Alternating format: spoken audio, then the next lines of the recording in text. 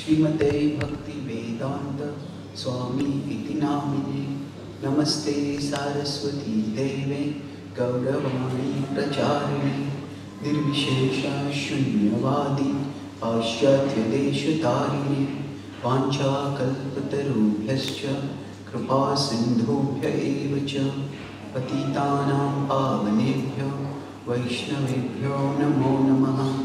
Jai Shri Krishna Chaitanya Prabhu Nityanand Shri Advaita Gadadhar श्रीवासादि Gaur भक्तवृंद। Hare Krishna Krishna Krishna Hare Hare, Hare Ram Ram Ram Hare Hare.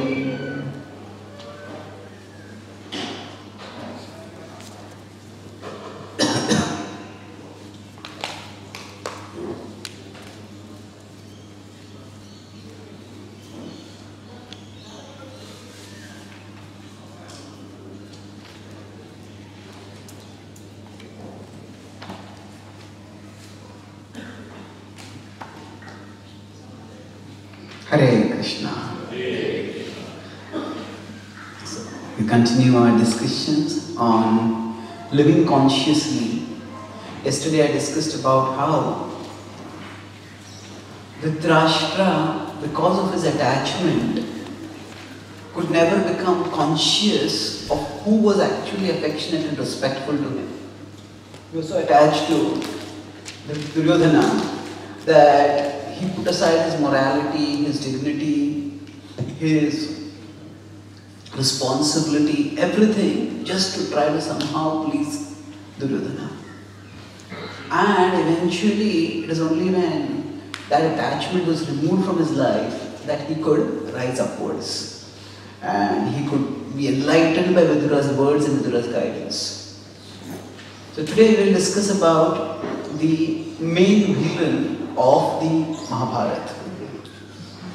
That is the character of Duryodhana. So now often we'll get this question, why do people do bad things?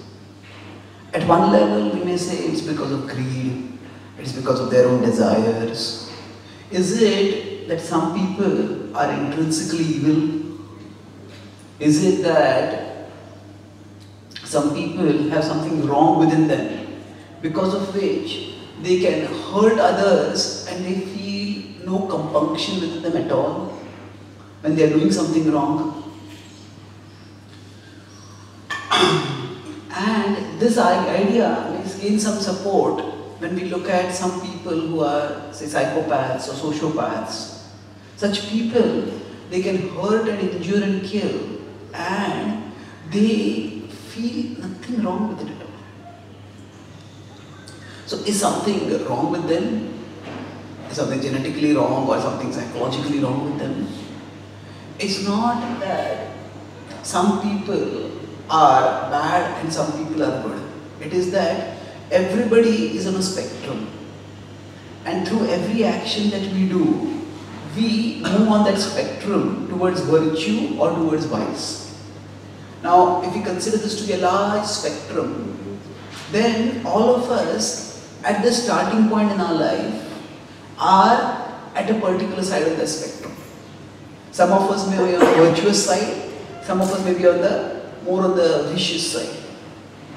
So, this Krishna talks about in the 16th chapter of the Bhagavad Gita, in the chapter the divine and the demonic natures. Daiva Asura Sampad Vibhaga Yoga.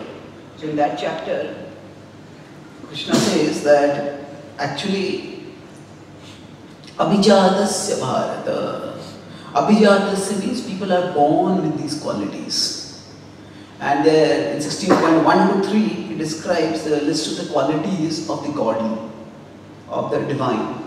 And then 16.4, he describes the qualities of the demonic.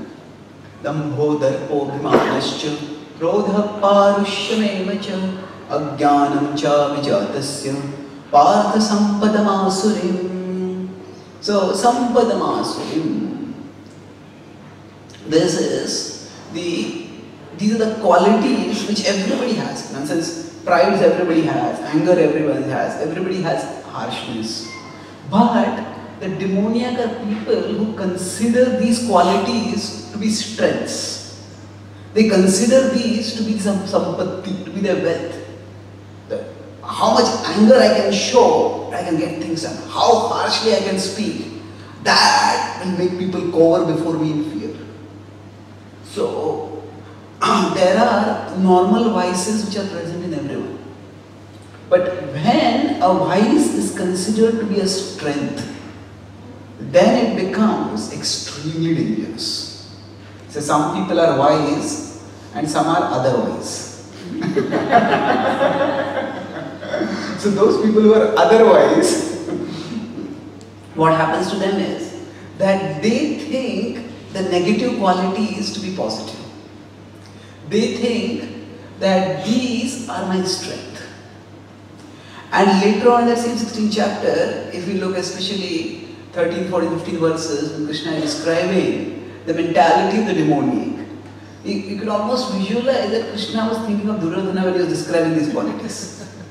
He says that idamadhyamaya labdham imam prapse manoratham idamasti idamabhine bhavishyati punardhanam asau maya hatah shatru hanishye chaparanapi ishvaro aham bhogi siddho aham balvan sukhi adho abhijanvan asmi konyosti sadrusho maya yakshi dasyami modishya ityajnana vimohitaha. So he says that, what does these people think? Idamadhyamaya labdham, this much money I have gained, and that much I will gain more. This may seem, okay, everybody wants money. Why is this considered demoniac?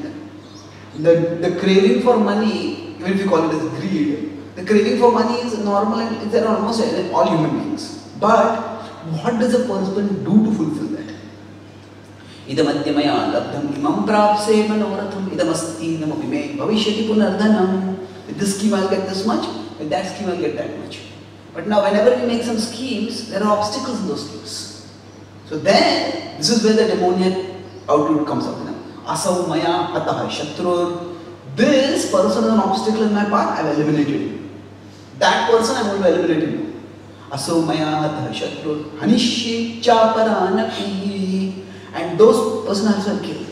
And then Ishvaro aham bhogi. I will become the controller. I will become the enjoyer.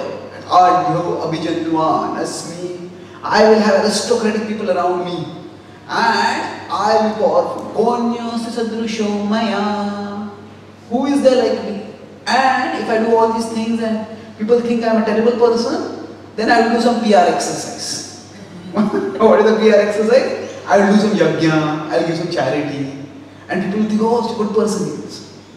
And this way, I will enjoy more. And Krishna says, Itya ajnana vimohitaha. This conception that one can enjoy in this way is ajnana. It is ignorance. So, in astrology, it is said that when people are trying to make a match, there are some people of Daivi Prakriti, some people of Rakshasi Prakriti. So now, what does it mean that some people of divine nature, some people of demoniac nature? Demoniac nature does not, everybody is a soul.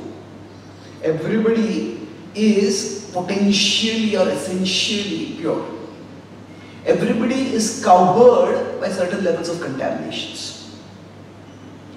So everybody has lust, anger, greed. However, in fulfilling lust, anger, greed, to what extent does one go? That determines whether a person is divine or a person is demoniac. Even the gods have material desires. They also get angry. They also want sensual pleasures.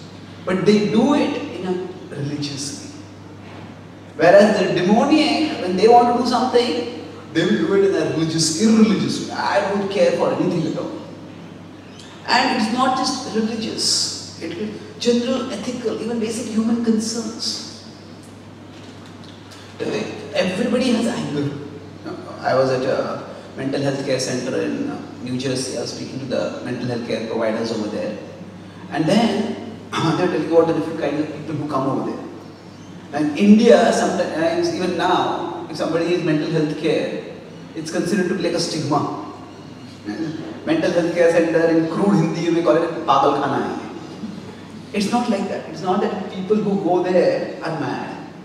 It is just that some people, when certain situations come upon them, see, bad things happen to everyone. Like, may lose a job, somebody may betray us, our health may collapse. When these bad things happen to us, that's one. A tribulation is one thing which may divert us from our course in life. And the other is temptation. Temptation may also, oh, if you just do this, you get so much pleasure. So, now, in order, when tribulation comes, so when some people are in distress, some people may just, I want to be alone. Now, some people may become more religious, pray to God. Some people may just take a bottle and drink, and they think there's no problem, the solution is not there at the bottom of a bottle of alcohol. Just keep drinking, keep drinking. Some people may just get so angry that they start shouting at others, blasting others. And some people may go on a rampage, hitting others, mauling others, killing others. Because they feel, why is life treated me so unfairly? If I am so distressed, what right does anyone else have to be happy? So when tribulation, so if we are going in the journey of life, tribulations and temptations, both of them test us. Tribulations means when very bad things happen to us, how do we respond to them? And temptation means when great pleasure is promised to us, to what extent do we go? So everybody may get angry. No. But some people when they get angry, they just become silent. They think, I'll just not talk with you. Like small children, when they quarrel with them, cut teeth. They say, I'm not going to talk with you now. So like that some people say, I'll give you the silent treatment. I'll not talk with you now. Some people, when they get angry, they just become irritable and just snap at someone. Some people may go on a tirade, blast out. Some people may become physical and start assaulting someone else. And some people, especially if they have some weapons, in America, say guns are legal. And some people just take up a gun and start shooting someone. Shooting many people. Now all this is the expression of anger. So, but the degree of the expression of anger is hugely different. Everybody will have, it's very, very rare to be free from anger, to be free from greed. And certainly it's almost impossible in life to never get distress. But when tribulation comes or when temptation comes, what is our response? How far do we go in that area from the normal path of our life? So those who are demonic, they have no limits practically to how far they can go. Those who are divine, they may also be deviated, but the deviation is within limits. All of us can look at ourselves and we can think, we all have certain limits. No matter how angry we get, there's something which we will do, but something we will not even consider doing. Now this depends on our upbringing, this also depends on our past life impressions, this also depends on our association. So when somebody is of a demoniac nature, that doesn't mean that they are intrinsically or incorrigibly evil. The soul is never evil.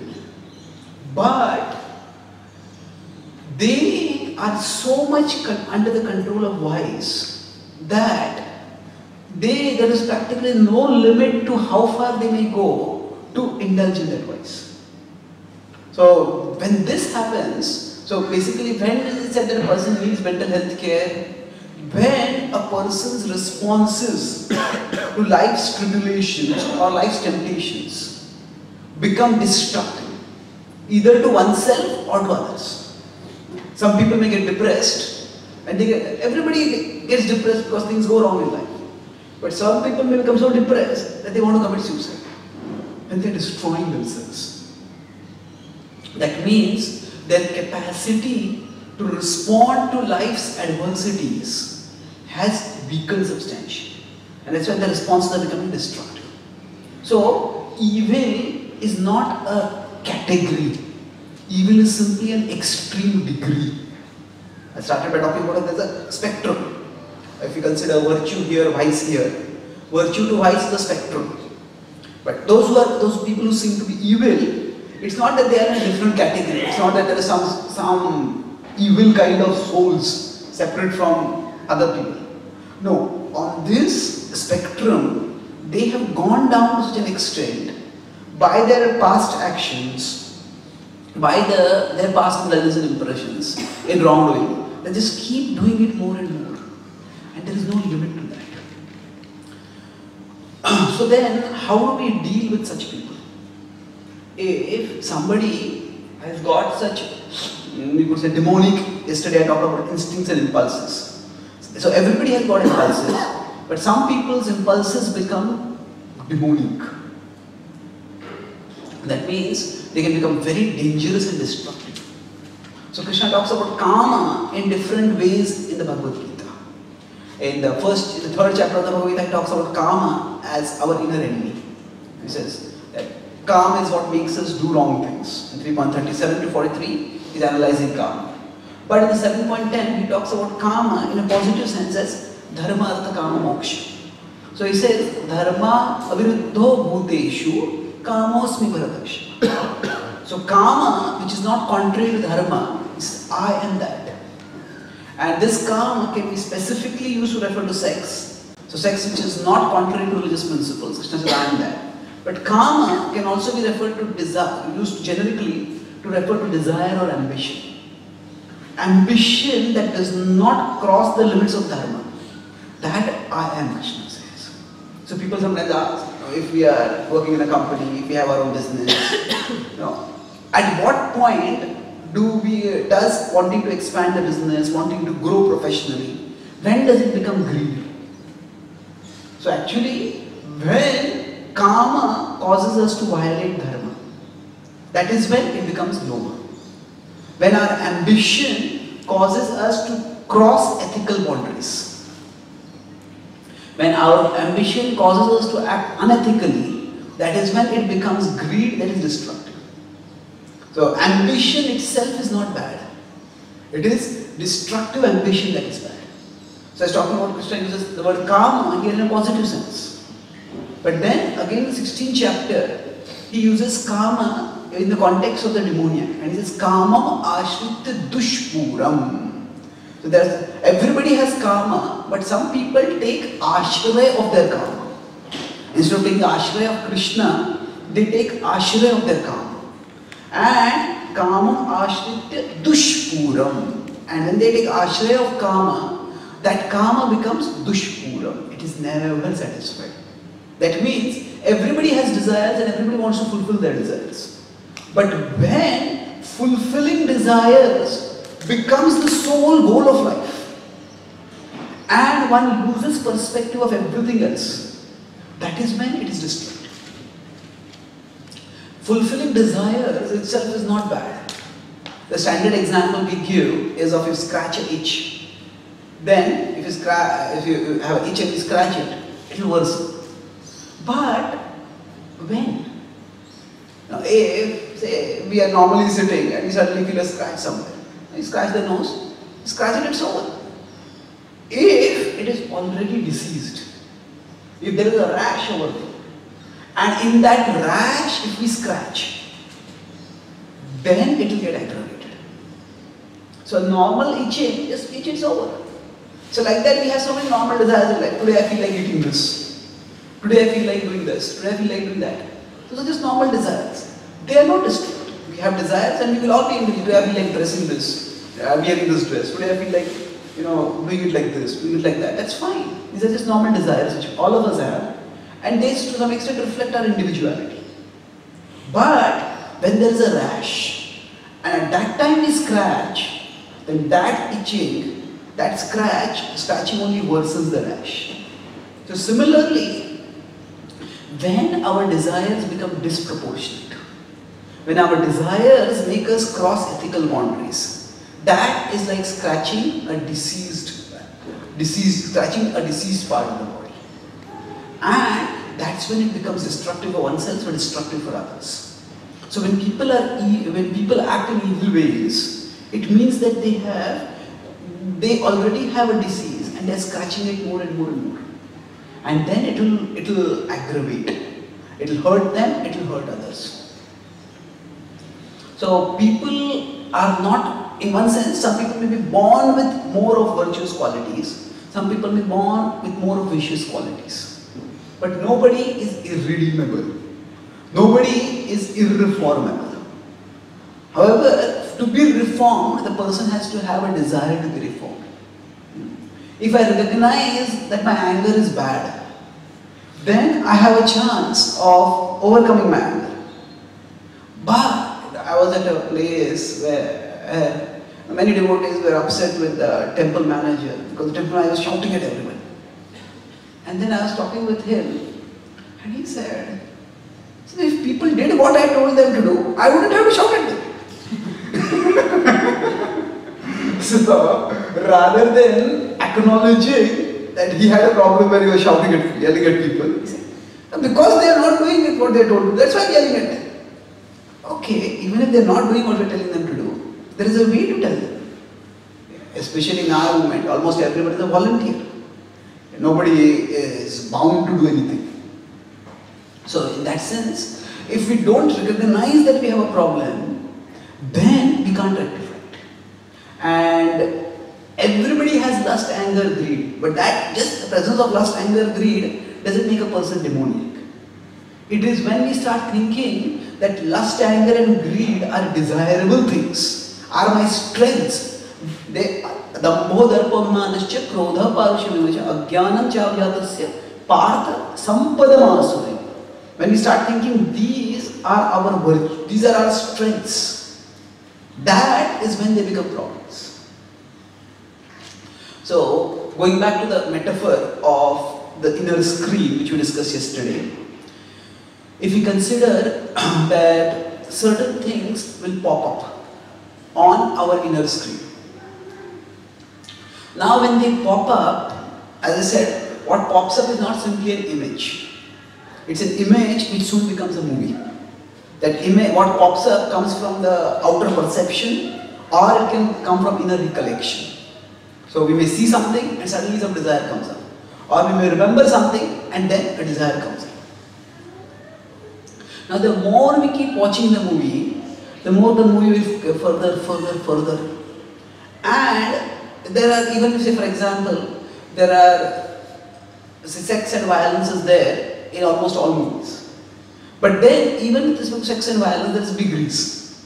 There are some movies which you say, you watch under parental guidance. Some movies are adult movies. Some movies are extreme violence movies.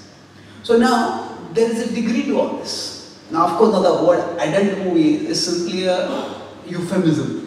They're not adult movies, they're adulterous movies. There are many ways in which harsh realities are made soft.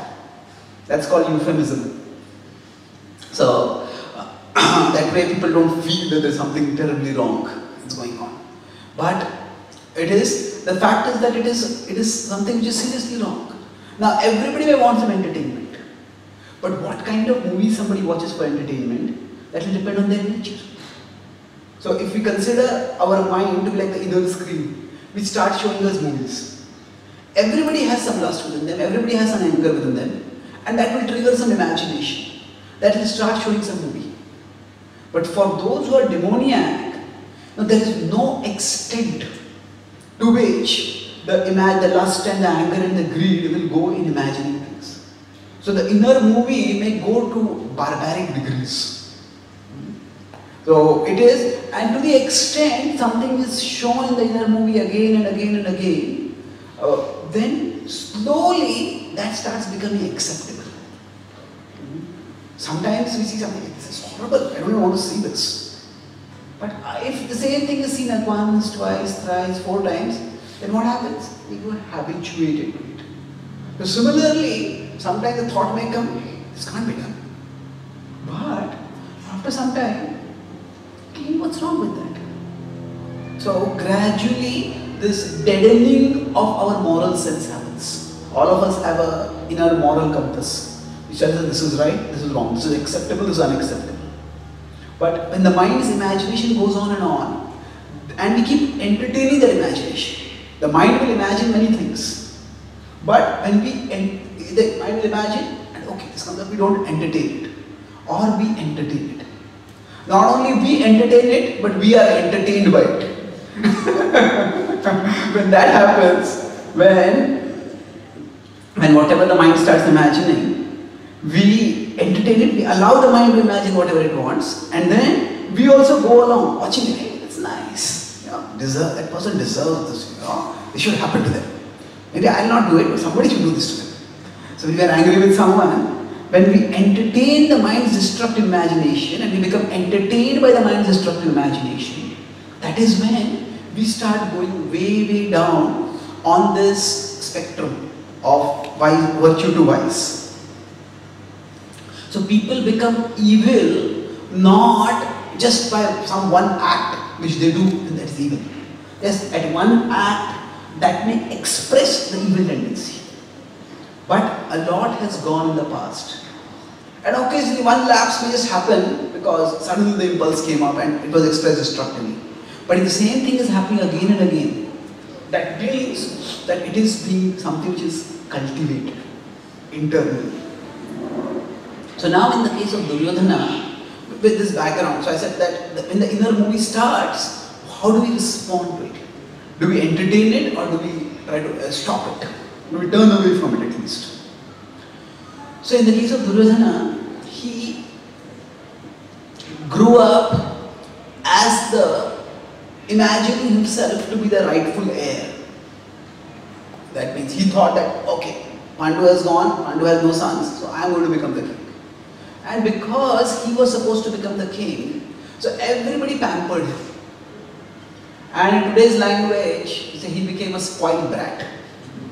So many times children who are born in prosperous countries, they have what is called an entitlement mentality. Yeah, entitled to this, I'm entitled to that, I'm entitled to that. So when this entitlement mentality comes up, the more we think we are entitled, the more we become endangered. What is the danger? That when what we are entitled to doesn't come, we may become aggressive, we become destructive. So just like sometimes some children, when they have a favorite toy, they think this is my toy, and somebody else comes and takes that toy, they may beat up that child.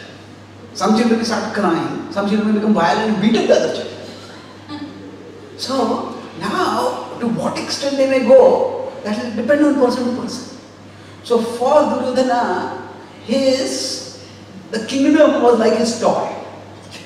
He grew up, he became a teenager, but said that this kingdom is what I am going to have, and I am going to enjoy it. That was his idea. And when the Pandavas came, he felt threatened. Because the Pandavas were cultured, they were courteous, the Pandavas already had a godly nature. Along with that, they had been born and brought up in the forest, where they associated frequently with the sages and the Brahmanas over there. Because of that, they also had a godly disposition. And anyway, if a new child comes in a family, there is curiosity, there is attention to the new child. And on top of that, the new child is very well behaved. Then that child gets even more attention. So then, Duryodhana started feeling, hey, what is this? I am meant to be the center. How are all these people stealing the attention that I am meant to have? And he was very strong. He was the strongest among his brothers. But he found, to his fury, that Bhima was stronger than him. And sometimes as kids they would all play together. So they would go in a river and play. And Bhima would playfully just pick up everyone and start throwing them into the water. And here Duryodhana thought, I am the next king, and he just found himself picked up and thrown nonchalantly by Bhima. He just couldn't tolerate. How dare he do like this? So when this happened, he just became so angry that I have to do something about it. And the first conspiracy that he planned, some people say that it was Shakuni. Duryodhana was a good boy. It was Shakuni who spoiled him. But it's not entirely true. It's the first conspiracy that Duryodhana planned was without the aid of Shakuni. He was just barely a teenager at that time, and he said, he said to the Pandavas, let's go for a party. And everybody knew that Bhima had a huge appetite. So the Pandavas would be in the forest. At that time, whatever they were living in Brahmanas, whatever alms they would get, that alms, whatever they would get divided into two parts. And then one part was divided into 5 parts. So one half was divided into 5 parts, and that was given to the 4 Pandavas. And first it was Kunti, later it was Draupadi was with them. And the other whole half was given to Bhima. So Bhima was known as Vrukodara. Vrukodara means one who has a huge appetite, the wolf-bellied one, it literally means. So Duryodhana told, oh Bhima, I have prepared a special feast for you. So he invited everyone for food, but he prepared a special meal for Bhima. And he personally said, oh, take this, I'll serve you more. The Bhima had grown up among Brahmanas. He was at that time unsuspecting, just ate it. And in that food, Duryodhana had put poison. He had put poison. Now to put poison in someone's food, there must be a lot of poison in one's mind. Without that, one will be angry with someone, but to want to kill someone, to go through a whole scheme for that. Then, among his brothers also, some were close to him, some were not so close to him. So those who were especially close to him, he told of them, and then when Bhima fell asleep, that sleep was a prelude to the death that would be caused by the poison. So then he had him tied up. He didn't want to take any chances. So he said, normally if you commit a crime, there will be some signs of the crime. He said, no sign of the crime will also be left. So what to do? They tie him up and throw him into the water. So they had gone nearby to the river to play. He tied him up and threw him into the river. Not finished. So he considered Bhima to be a threat. And when he considered the threat, to what extreme did he go? He just wanted to kill him straight. And this was still when he was a teenager. So this is how, when, just like when a child doesn't get a toy, the child becomes angry. Duryodhana, when he felt that my kingdom is being threatened, he went to any length. And he did not feel anything wrong in that. Rather, as Krishna describes, such people think, see, I am so clever. I can come up with such schemes to destroy my enemies. That's the proof of my cleverness. And when this happens, then such people are actually very, very difficult to reform. If there is even a little conscience within someone, then that little conscience can be activated. Ultimately, nobody's conscience fully dies. Everybody has some conscience. But that conscience can become so totally muted that it's almost as if it is not there. So there are other examples also of some people who do wrong. Dhritarashtra, he did have some sense, oh, I am not treated Pandu's sons fair. The Ramayana also described Vali. He drove Sugriva to the forest. He took away all the royal things that Sugriva was meant to have as a prince. He took away Sugriva's wife. But there was some doubt within him. Hey, maybe Sugriva is not a bad person. But he didn't pay attention to it. He neglected it also. Eventually, when Ram's arrow pierced into his chest, and he was humbled by that, because he had been defeated by that arrow, felt by just one arrow. At that time, when Ram spoke arrow-like words, pointing out to him how he had wrongly treated Sugriva, at that time he accepted. He accepted and he regretted. He apologized to Sugriva and he reconciled with Sugriva. So if there is even a little conscience in the people, then they are redeemable. Now, what about those who have no conscience, almost no conscience? It becomes very, very difficult. In scripture, there are broadly speaking 2 ways to keep law and order. There is Shastra and there is Shastra. So Shastra is wielded by the Brahmanas. And Shastra is scripture and Shastra is weapons. Weapons are wielded by the Kshatriyas. And in this way the Brahmanas and Kshatriyas keep order in society. So for most people, if you give them knowledge of the consequences of bad actions, knowledge of the benefit of living rightly, they understand and they accept. So the Brahmanas giving education about right and wrong is extremely important. But there are some people who just don't accept that. Then for them, the Kshatriyas are required. Kshatriyas have discipline, Kshatriyas have to punish. There are some people who are such wrongdoers that they cannot be so easily reformed. So punishment is required. It should not be the first course of action, but it should not be rejected as a course of action. Even nowadays people want to have peace, and when people feel uncomfortable that the Bhagavad Gita is spoken on a war field and that a war was fought. The Bhagavad Gita was spoken to make somebody fight. But then if you look at the bigger context, what all had happened before that? Even when the United Nations wants to maintain peace, for peace they often send a peacekeeping force. That means, force means violence. So to keep peace, sometimes violence is required. So in that sense, actually for some people, Shastra is required. In Hindi we say, Lato ke bhoot, baaton se nahi mante. So many of these sayings, you cannot translate them into another language. The ghosts of kicks don't learn by words. It doesn't make any sense. So some people have to be taught the hard way. So Duryodhana, right from the beginning, had this very strong demonic nature within him. And then somehow, I'll not go into the whole story, by Krishna's arrangement, each one of Duryodhana's conspiracies failed. It appeared to be successful temporarily, because for almost 10 days, Bhima disappeared. And in those 10 days, Duryodhana was gloating. Yeah, see, my scheme succeeded. But then Bhima came back, and Bhima came back even more powerful. Because he had gone to the abode of Varna and he had drunk a celestial drink, which made him even stronger. Similarly, when he sent the Pandavas to Varnavat, and there they were burned, the house was burned, then the Pandavas disappeared for several months. And again at that time he gloated, yeah, I'm successful. But when the Pandavas re-emerged, they re-emerged as the sons-in-law of Drupada.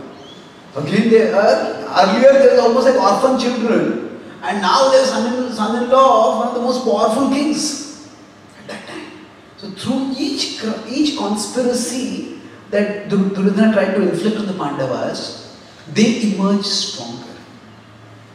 Then he arranged that let the Pandavas be given a barren part of the land. But then eventually it happened that by Krishna's arrangement, Khandaprastha became Indraprastha. It became so prosperous that many of the eminent citizens from Hastinapur emigrated there. That just infuriated Duryodhana. And so every conspiracy that he tried to do, it actually ended up, it seemed temporarily successful, but eventually it worked against him. And he became, through each conspiracy, he started becoming more and more malevolent. So when Shakuni came along, the Shakuni who proposed to him that let us invite the Pandavas for a gambling match. And this was among all the activities what happened in this gambling match. Among everything that Duryodhana did, this was the most brazen. Brazen means it is done fully in public view. All the earlier things, he tried to cover it up. It is said that hypocrisy is the last tribute that virtue offers to vice. Tribute means a sign of respect.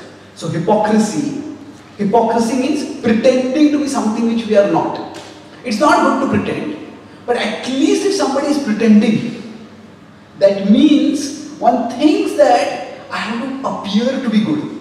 Hypocrisy is the last tribute that virtue offers to vice. Sorry, that vice offers to virtue. That even vicious people want to appear virtuous. But if somebody doesn't even want to appear virtuous, then there is no justification for it. They just become openly wrong. So, till this point, he was trying to cover up whatever he did. Even the division of the kingdom that happened, there's at least a pretense of fairness. Yeah, half of the kingdom is being given.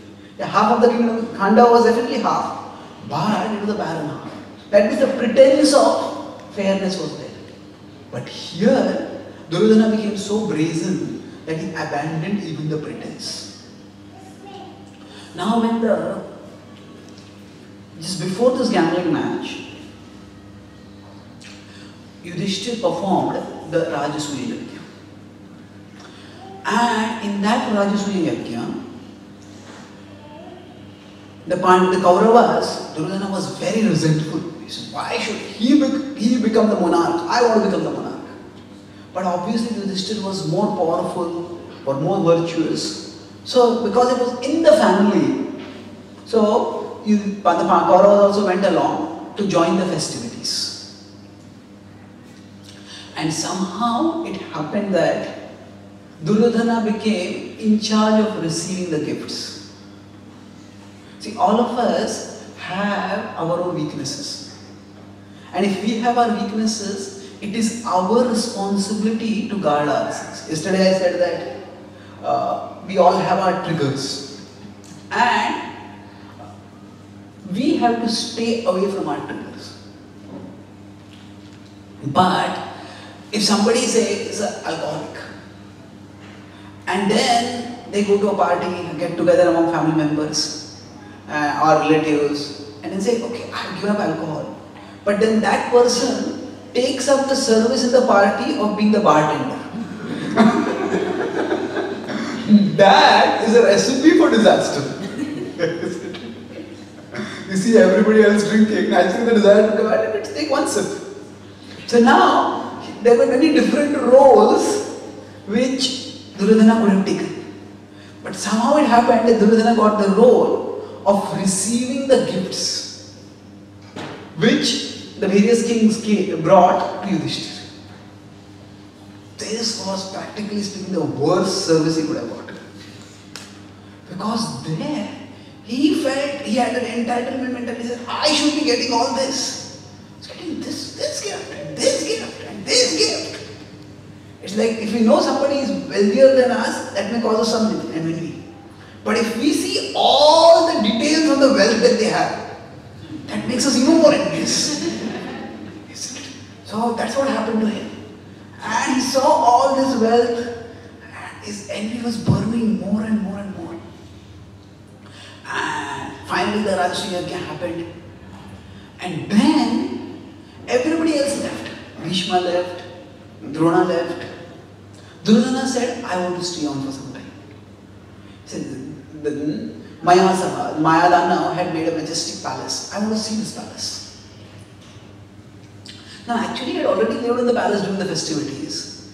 This was another big mistake. When he lived in the palace, he was seeing the opulence of the Pandavas more and more. And when we saw that opulence of the Pandavas more and more, that fueled his envy more and more. So then, two incidents happened. One, it was the palace of illusion. So at one particular place, he thought there's a door over there. And he went to open the door. And he walked in, he thought the door would open, and then banged his head. Boom. And then some of the attendants in the palace said, oh Prince, the door is over here. Now, it's one thing to do something wrong, it's another thing to be seen by others doing something wrong. So he felt annoyed by that, he felt humiliated by that. Another time, he's just walking along and he thought there's water over there. He lifted up his cloth and started walking. And it was a dry cloth. There's nothing over there. So he was deluded. Another time he thought it was a dry cloth, there is water over there. And bang, he slipped and fell. Now when he slipped and fell, everybody laughed at that time. Now this was just, you could say it was just, it was fun. There was no enmity in it. There was no rancor in it. And Yudhishthira said, hey, don't laugh. Because he saw that Duryodhana was getting very angry. To mistake the humorous to be malicious is indicative of an insecure mentality. And some people may just make some joke. Now, generally, if you make jokes about someone, that person may feel a little bad, but some people are good natured, they just laugh with us. Okay, yeah, I made a mistake, I'll just laugh at it. So it's humorous. But if somebody is making a joke like this about me, you want to make fun of me, that's why you made a joke like this. So then he took it like that. He said, the Pandavas delight in insulting me. Actually, it was he who delighted in antagonizing the Pandavas. It was he who had conspired to try to kill the Pandavas. But he thought, you delight in me like this. Now there are many retellings of the Mahabharata, and not all of them are equally authentic. So sometimes when in some retellings of the Mahabharata, some retailers, some narrators of the Ramayana, they spice things up. So in some retellings it is said that Draupadi said, when Duryodhana fell, Andhe ka beta andha. And the son of a blind person who is blind. Now Draupadi never said this. The Mahabharata is a huge book, but there is no reference to any statement like this by Draupadi. So he felt outraged by this. So basically, for all of us, it depends on how secure or insecure we are. If we are already secure, if we have a healthy self-esteem, then even if somebody speaks negatively about us, okay, we just neglect it. But if we already have a low self-esteem, and then somebody speaks negatively about us, that disturbs us too much. That disturbance will be either inwards, where we start going into depression, we start self-loathing, we start hating ourselves, or that leads to aggression. How dare you speak like this? So basically, our reactions to life's ups and downs, they can introduce us to ourselves. When somebody does something and makes us very angry, rather than saying, oh, I should not become angry, you can try to say, okay, what is it that made me angry? And then sometimes our reactions can help us to understand ourselves better. So because at one level he was himself insecure, thinking that, no, I am a great person, but everybody is thinking these Pandavas are great.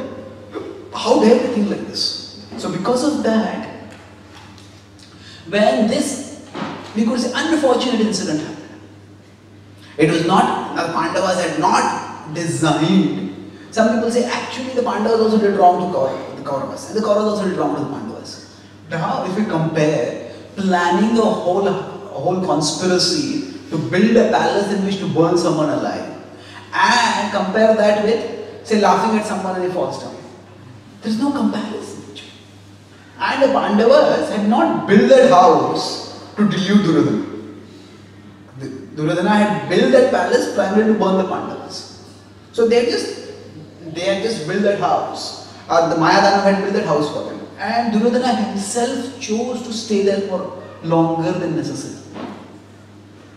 So again, it's a point that if we have some triggers, there is no need to expose ourselves to the triggers more.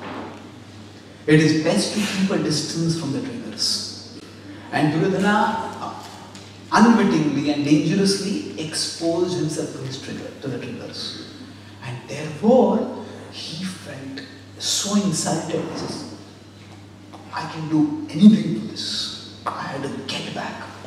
They have insulted me, I am going to insult them. And how to do that? Shakuni told him that you call the Pandavas for a gambling match. Now before this happened, after Duryodhana had left, just when the Yajna was getting over, so Vyasadeva, who had presided over the ceremonies, he came to Yudhishthira. And he told Yudhishthira that this is just one yajna.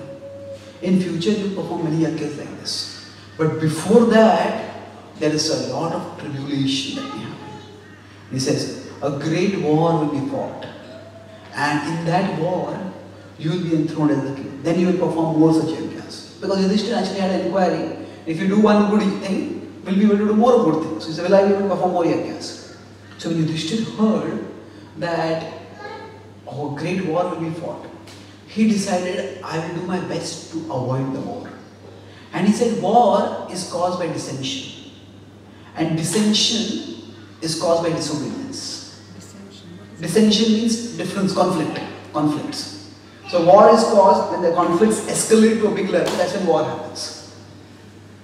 So war is caused by dissension, and dissension is caused by disobedience. So he said, henceforth, he took a vow, I will always obey my elders.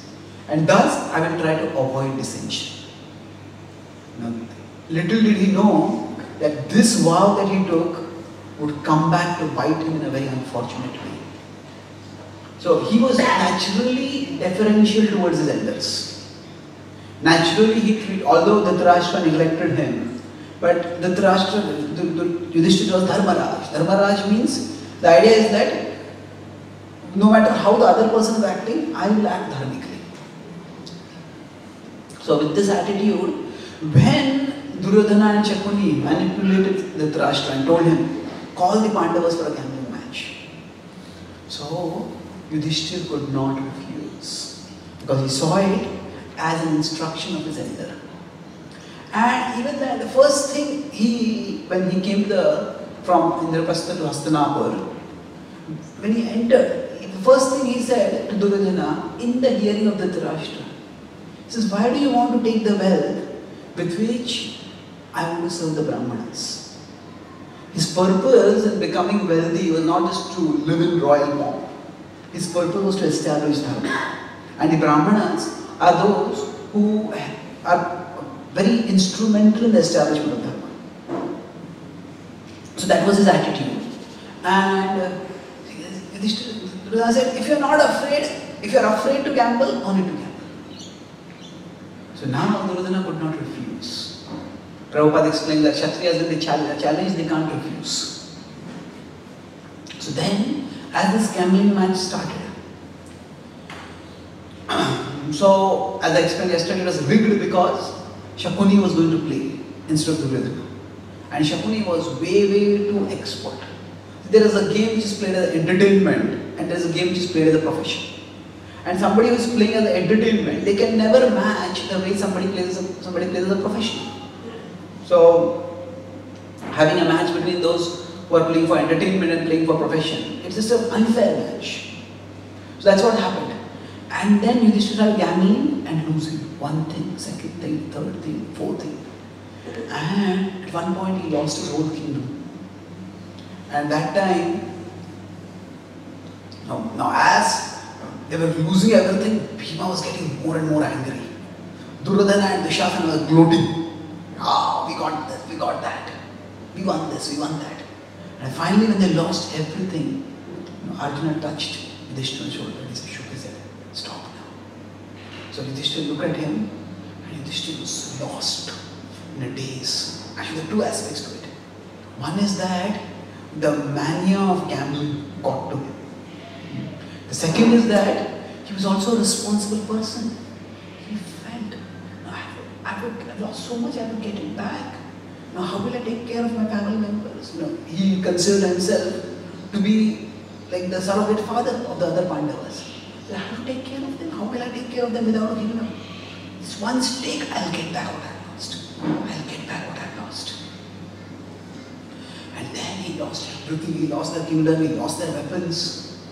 And finally, he said, what do I stake? Then he was so frantic, somehow I have to get back what I have lost. So he then started staking Nakula, he took Sahadev. And then, at that time, he had lost both of them. He hesitated. And at that time, Shakuni was an ever manipulating person, he said. Oh, Yudhishthira, it seems that the sons of Madri are not as dear to you as the sons of Kunti. That's why you have gambled them, but not the sons of Kunti. person, so all 5 Pandavas are like one, like the hands of Arrow. Don't try to create dissension among us. He says, oh, Charan immediately, he changed his face. I said, oh, forgive me, forgive me. In the excitement of gambling, we speak things which should not be spoken. Actually, you are more virtuous than me in every way. You know the codes of virtue. Please do what you feel best. Get incited. And now when you get incited, Yudhishthira was left with no option. Then he gambled Arjuna.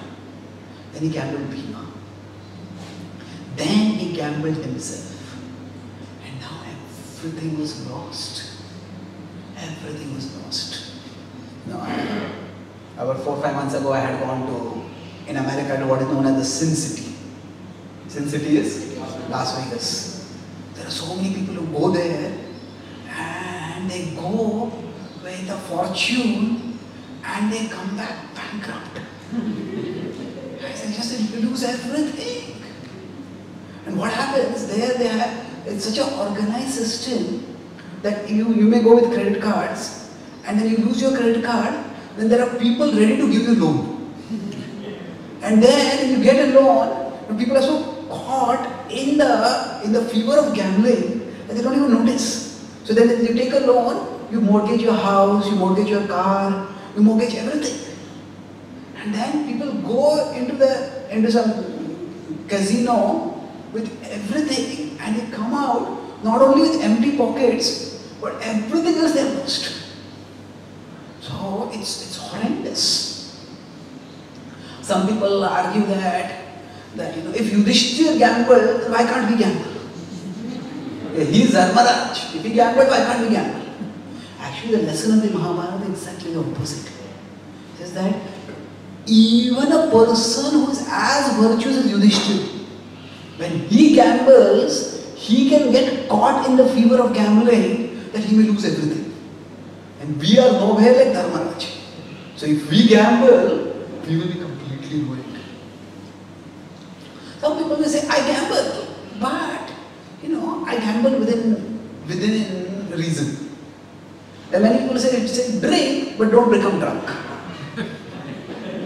That is even in materialistic society, nobody appreciates the alcoholic. But they say drinking is part of a cool life. In fact, there is a Christian who has written a book called The Taste of Wine Proves That God Loves Us. It's peculiar. So their idea is drink, but don't become drunk. It's like saying, go to the edge of the cliff, but don't fall down. Yeah, it's possible that some people may go to the edge of the cliff and they will not fall down. But what is the guarantee? And what is the need? Sometimes you may go to the edge of the cliff and you may come back. Sometimes other time you may go to the edge of the cliff and that time a sudden stormy gust of wind comes, you may swept away. Or sometimes you may go near the edge of a cliff and at that place the cliff is slippery. And you slip and fall. So why take the risk? So it's best to avoid things which can spell greater and greater danger. So anyway, Yudhishthira lost everything. At this point, he decided that, so Duryodhana said, you have lost everything now. And he said, what are you going to gamble? And then he said, I will gamble Draupadi. At this point, the whole assembly was there. The assembly was silent in shock. But now, everybody started wailing and protesting. This is not to be done. How can you gamble a woman? How can you gamble not just a woman, but a woman as respectable as the daughter of Drupada? Cannot gamble. But then, Yudhishthira was lost at that time. He was lost in gambling fever, at the same time he was frantic to get something back. And he gambled Draupadi, and Draupadi was also lost. And Draupadi was lost at that time. Duryodhana, he started floating. So Draupadi has now become our maid servant. So Karana suggested that summon Draupadi to the palace. And summon her to the palace and have her disrobed. This was a heinous nation. The difference between Karna and Duryodhana is that Duryodhana later Karna regretted. Later when Karna spoke to Krishna, Karna spoke to Bhishma, he said, that was a terrible thing I did. Because Karna, somehow at that time, Karna is an example of a good person who becomes bad by bad association. So he wanted to please Duryodhana, that's why he went along with his nefarious schemes and he went further. Now at that time, Draupadi was dressed in single cloth. Now she had just done a purificatory ritual after her period and she was wearing a single cloth. So when she was summoned, she refused to go. She argued at that time. She told the messenger that if Yudhishthira had already gambled himself before he gambled me, then how was he my master to gamble? So then he went back and then he said, tell her that come into the assembly and ask this question. So then the messenger went back and told, he said that I am in a condition, I cannot come now. So tell the assembly to answer this question first. When he went back, the messenger came and told, at that time, Duryodhana got angry, he says, Dushasana, go and get Draupadi. And then he dragged Draupadi by the hair and brought her. He hurled her into the assembly.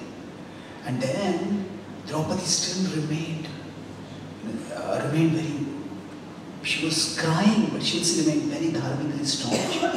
And she offered her respects to us elders in the assembly. She says, forgive me for coming in this condition in front of you. I was dragged here against my will. And she said, I ask all of you know Dharma better than me. If Yudhishthira had not gambled me after he gambled himself, how could he gamble me when he was not his own master? How could he be my master? And she asked the question, everybody remained silent. Then everybody remained silent. Actually the question was primarily towards Dhritarashtra. Dhritarashtra remained silent and then the onus fell. The king was silent, his eldest minister. So Bhishma, he said, oh Draupadi, even amid such tribulation, you are faithful to Dharma. Glorious is your character. He said, but regarding your question, he said, I am confused. He says, a husband is always the master of the wife. But if the husband is not his own master, if he has lost everything, then how can he possess his wife? How can he be the master of his wife? He said, there are these two principles, and both a slave does not own anything. The husband always is the caretaker and protector of his wife. So he says, I am confused about this. So actually this is an example of Niyamagraha. Niyamagraha means getting caught in the letter of the law and forgetting the purpose of the law. Okay, whether a wife is the husband is the master of the wife or not, that is not important. The important thing is women are to be protected. And a respected woman certainly deserves protection. So that is the ultimate purpose of whatever law is there. But they caught in the technicalities. And then at that time,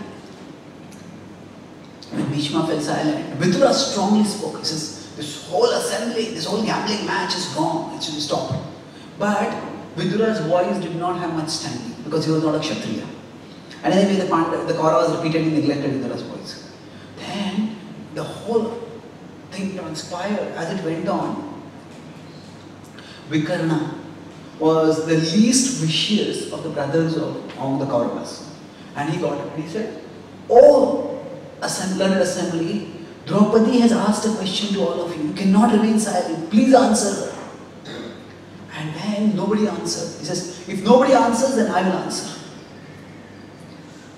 And he said that I feel this whole gambling match is invalid. He said that first of all, Yudhishthira was pitted against a professional gamester. On top of that, he said that whatever a person does, he says there are 4 activities which drive people mad. He says that is womanizing, hunting, gambling and drinking. And what people do under the spell of these 4 activities should not be taken very seriously. So he says, that means that it should not be held against them. People may speak a lot of things when they are drunk. So therefore, I feel this whole gambling match should be declared null and void. Says Yudhishthira gambled against his will. Yudhishthira was pitted against a trained gamester, and the gambling maniac caught him.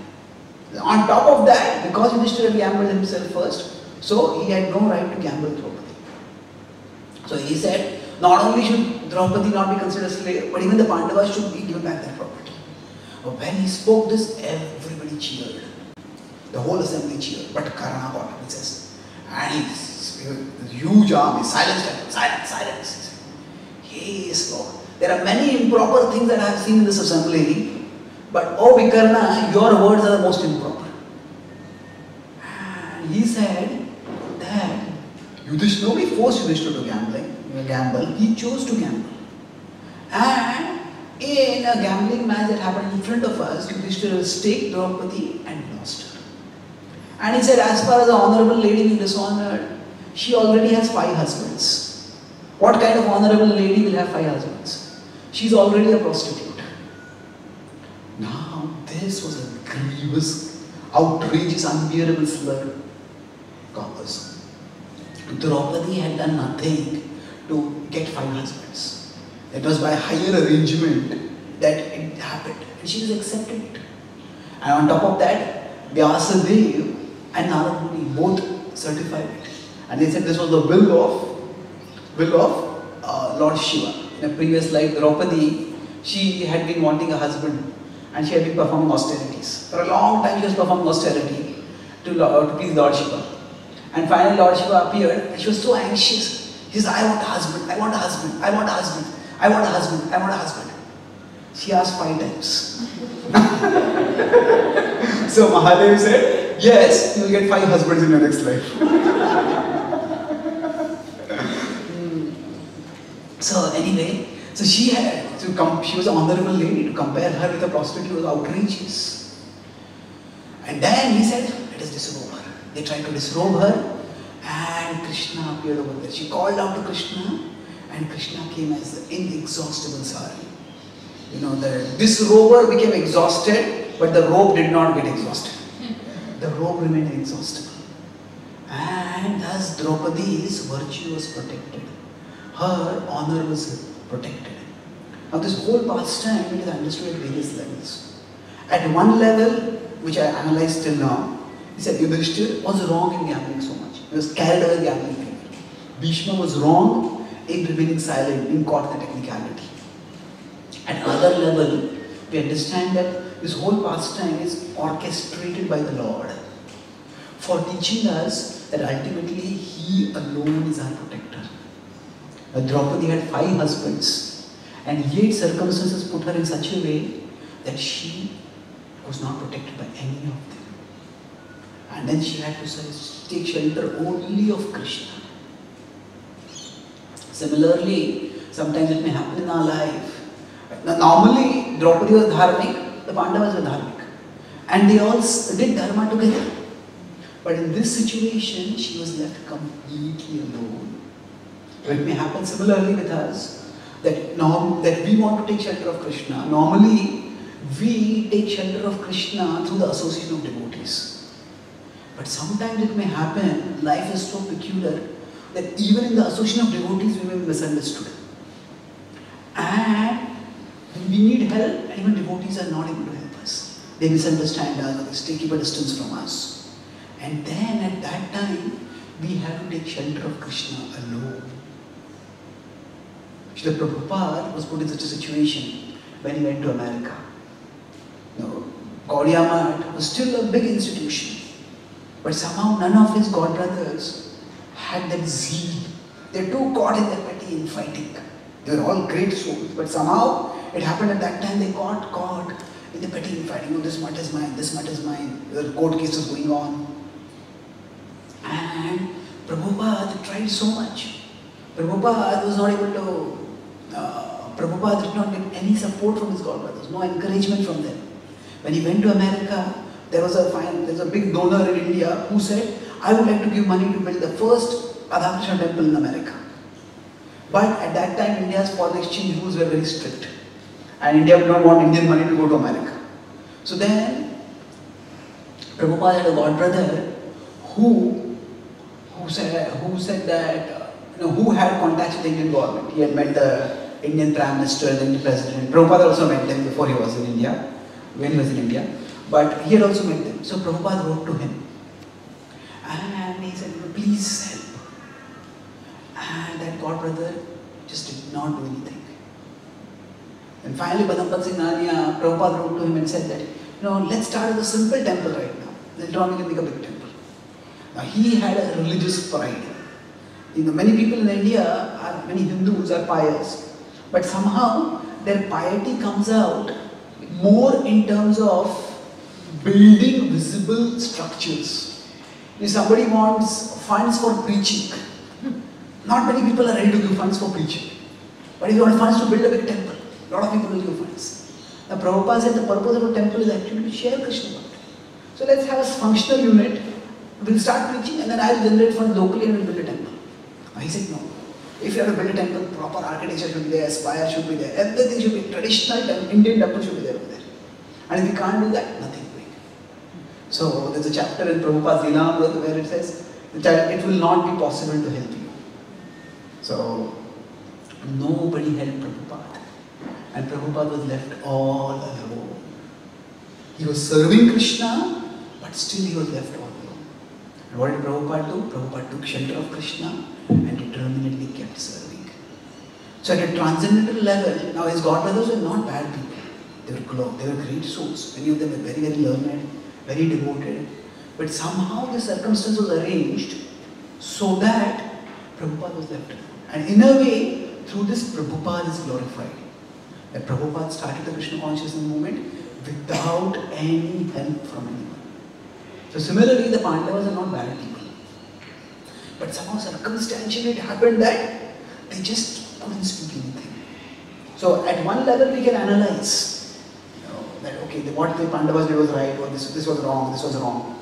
But we should focus more on learning lessons, not judging those characters. Because they are great characters and they have done that for whatever is done, it is planned by the Lord, it is orchestrated by the Lord.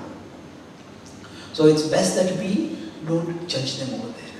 But overall, what happened through this was, now when Duryodhana wanted to disrobe Draupadi, that was not just out of lust, that was also out of anger, out of pride.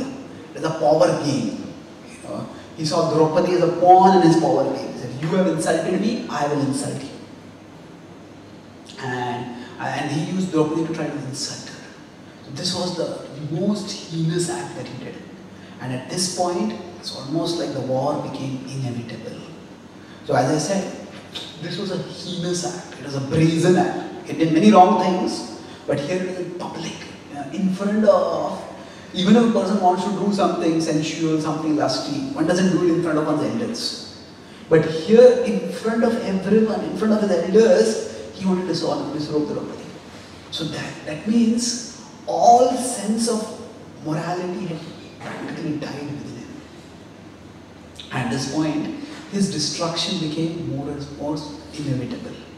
So when we analyze, so we'll talk in the next session of eventually, despite all this, how the Pandavas still tried in the peace mission to have peace. But at this point, we see that when somebody does something grievous, and it's not just a one-time incident, it's a well-planned thing, then that means there's a long history of vice that has been cultivated. So bad people don't just become bad overnight. If somebody does one bad thing, that's understandable, that may happen. If somebody will be repeatedly bad things, that means that they need serious corrective action. So Dhritarashtra demonstrates what the demoniac nature is, what Bhagavad Gita talks about. Dhritarashtra demonstrates that. And then such a person has to be punished. The Bhagavad Gita and the Mahabharata, they are not shy of violence. They are not averse to violence. We'll see how violence is never the first course of action. But here we also see that the violence had abandoned rationale for it. So because Duryodhana's moral sense had become completely deadened, he did such atrocious things that he deserved punishment for that. So I'll summarize. I spoke to the topic of, why do people do bad things? That is the broad theme. And is it that some people are intrinsically evil? I said evil is not a category, it's an extreme degree. There is one spectrum of vice and virtue, and we all, from our birth, are at particular locations of this. Some people may have more vice than others. Everybody has some vice within them. But when people think of their vice to be their strength, to be their wealth, then they are considered demoniac. So everybody has destructive impulse, has bad impulses within them, but to what extent will they go to satisfy the bad impulses? That determines their overall nature. Lust is there in everyone, but the godly fulfill lust in a dharmic way. The demoniac go to any extents to fulfill lust. I talk about, we all have ambition. When does ambition become greed and when it becomes destructive? It when karma crosses the limits of dharma. When ambition makes us act unethically. And then I talked about how, in terms of the inner screen metaphor, now the impressions from the past, they give some recollection, and the perceptions from the outside, they create a movie. And movies are also of different degrees. So if we start watching extremely violent or extremely obscene movies, the more we entertain that, the more we are entertained by that, the more we will start entertaining the idea of being in real life. So when these thoughts keep coming inside the head, eventually they get actualized. And then I talked about how Duryodhana, because he felt he was entitled, so he was endangered by it. He was endangered, his vice, his virtue, whatever little he had, was endangered. And what was done and what was humorous, he started thinking of it as malicious. And he started acting in outrageous ways because of that. So as a small child also, he made a whole conspiracy to try to poison Bhima. And putting poison in the food indicates a huge amount of poison in the mind. That was already there. And by Krishna's arrangement, every single conspiracy of Duryodhana temporarily seemed successful, but eventually it turned out to be counterproductive. Pandavas emerged stronger. And finally, we discussed the gambling match and its background. So we all have our triggers. And Duryodhana let himself be exposed to the triggers more and more. First, by taking up the service of accepting gifts, which fueled his envy more and more. He felt all this I should be having. And then, on top of that, staying on in the palace, and then when the illusion of the palace befooled him, he felt even more insulted. And then, so if we have triggers and we let ourselves get triggered, and if we have a demoniac nature already, then we will go to any extreme. So the assembly was the time when his evil came out in the most brazen way. And he planned it all in such a way that Yudhishthira would be defrauded of everything. And in the fever of gambling, Yudhishthira gambled himself, his brothers and his wife. And Draupadi actually emerges through this pastime as the whole gambling match incident as the most chaste and dharmic lady. Everybody else forgot dharma, she did not forget dharma. She tried to remind others of dharma. Others did not remember, but the Lord of dharma remembered. And he protected her. So, Bhishma got caught in Niyamagraha. Yudhishthira at one level got caught in the fever of gambling. Other level, because he had taken a vow that I will obey my elders, so he couldn't refuse to gamble. And then finally, this pastime demonstrates at a transcendental level that in this world, even if we have many protectors, sometimes we will be left with nothing except Krishna. And this is what happened to Draupadi, and this is what happened to Srila Prabhupada. So even the devotees, sometimes we may get alienated from them, they may get alienated from us. At that time, still we have to remain faithful to Krishna. And just as Prabhupada's glory emerged, Draupadi's glory emerged eventually. So similarly, we will be redeemed.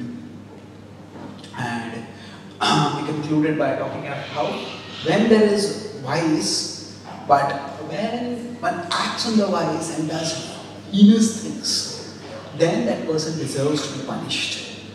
There are people who will learn by Shastra, But if somebody is giving into their impulse to a destructive degree, then they have to be taught only through Shastra.